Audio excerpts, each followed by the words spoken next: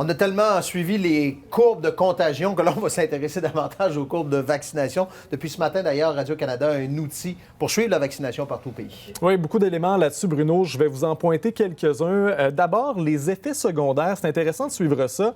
Au Canada, quand on prend en compte toutes les personnes qui ont été vaccinées, c'est 1 personne sur 2000 qui a développé des effets secondaires. Par contre, quand on utilise seulement les effets secondaires graves, on tombe à une proportion de 1 sur 14 000. Donc, ça va bien de ce côté-là.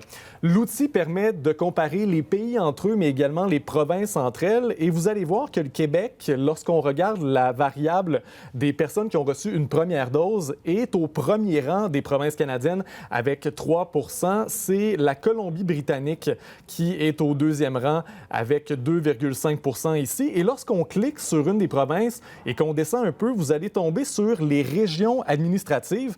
Et Capitale-Nationale est là, c'est 3,5 % des citoyens de la région qui ont reçu une première dose. C'est exactement la même proportion qu'à Montréal.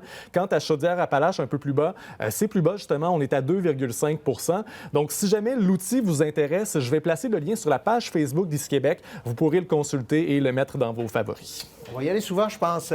On surveille aussi au Québec l'arrivée de nouveaux variants. Oui, sur le site de l'INSPQ, on va mettre un tableau à jour régulièrement. Là-dessus, vous avez les 3 variants préoccupants, celui du Royaume-Uni, celui de l'Afrique du Sud et celui du Brésil. Jusqu'à maintenant, 11 cas répertoriés dans la province, dont les 2 nouveaux sud-africains en Abitibi-Témiscamingue. Les 2 lignes de nos régions, Capitale-Nationale et Chaudière-Appalaches, sont vierges jusqu'à maintenant. Donc, nos 2 régions sont épargnées en date du 9 février. C'est intéressant de suivre tout ça quand on va aller plus loin. Merci. Bonne soirée. Merci Jean-François.